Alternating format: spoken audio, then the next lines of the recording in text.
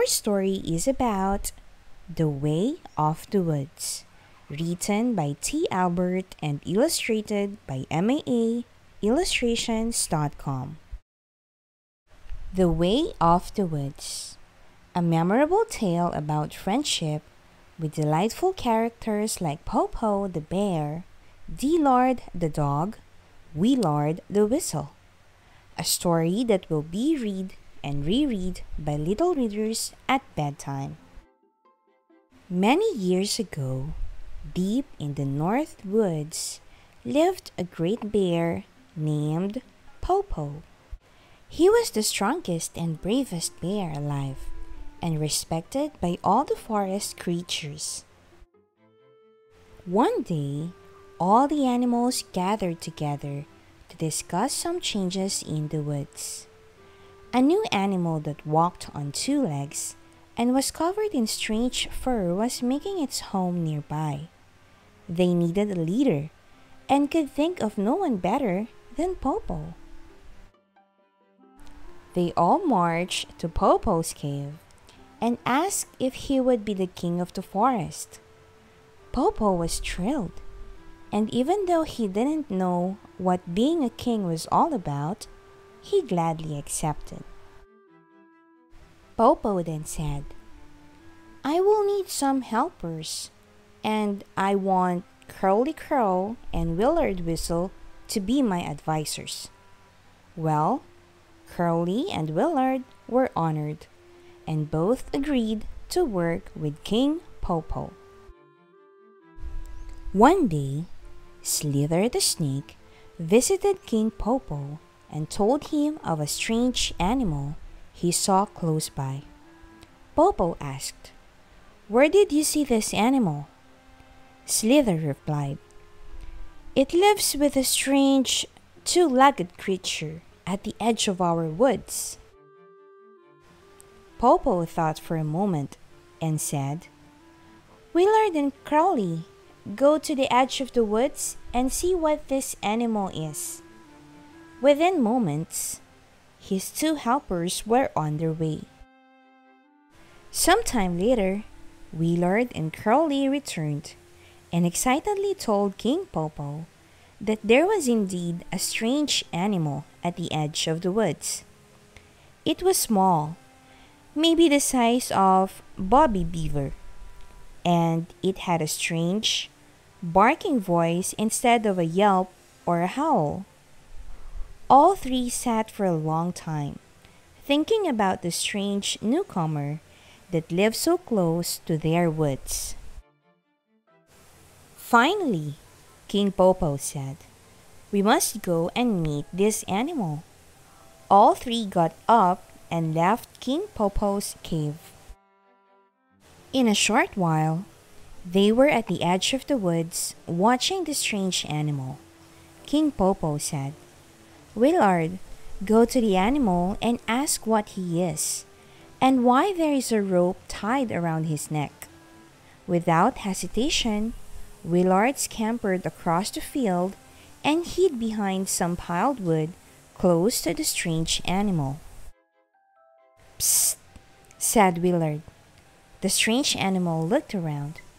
"Psst, I'm over here, behind the woodpile," Willard said in a louder voice. The strange animal stretched the rope as far as it would go, but not being able to see who was speaking, said, "Please come out so that I can see you. My master isn't around." Willard came out slowly from behind the woodpile and cautiously approached the strange animal. "What type of animal are you?" asked Willard. "I am a dog, and my name is Dillard," he replied. "And what are you?" he then asked. "Me? I am Willard, the whistle, representing King Popo, ruler of the forest." "Why are you bound to that stake in the ground?" asked Willard. "My master keeps me tied, so I cannot go into the woods," replied Dillard. "No animal should be tied," Willard shouted. I shall bite through the rope to set you free. You can then come into the woods and live with me." In one mighty bite, Willard set Dillard free. Then the two of them ran across the field and into the woods. After Willard introduced Dillard to King Popo and Curly, they all left. When they got to the center of the woods, King Popo introduced Dillard to all the other forest creatures. Dillard especially liked meeting Wayne Wolf and Carl Coyote, who seemed to be his cousins. As the summer passed, King Popo fattened himself on berries and salmon.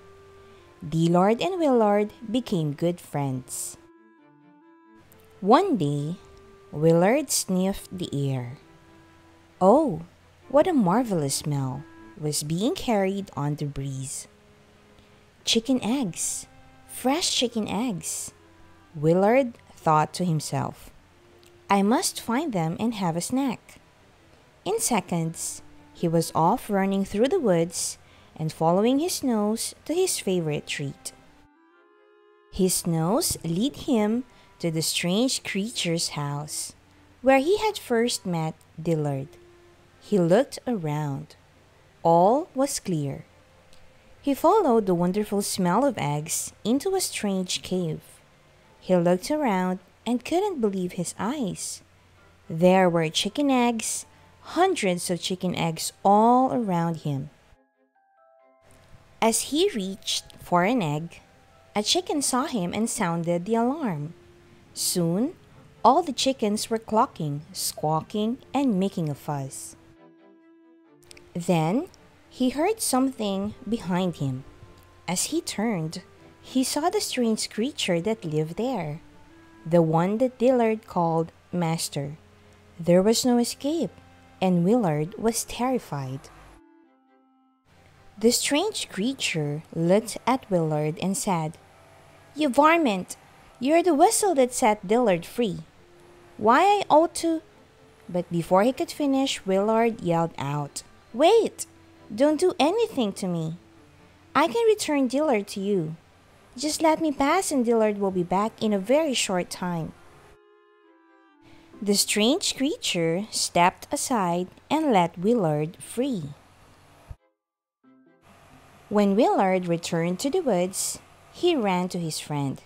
"Dillard, quick, follow me. I need your help."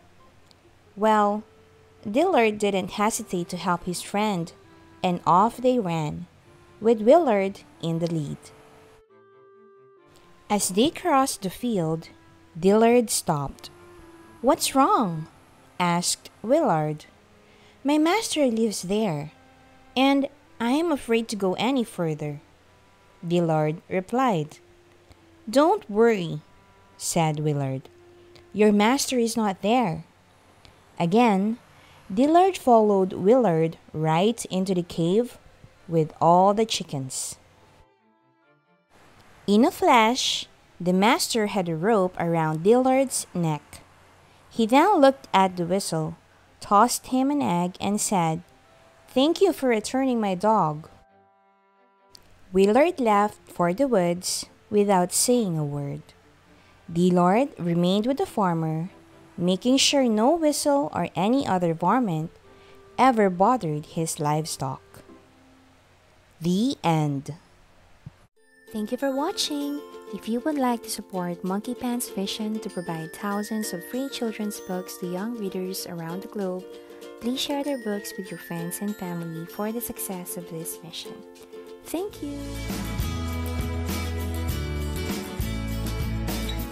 Click the subscribe button and bell notification for more videos.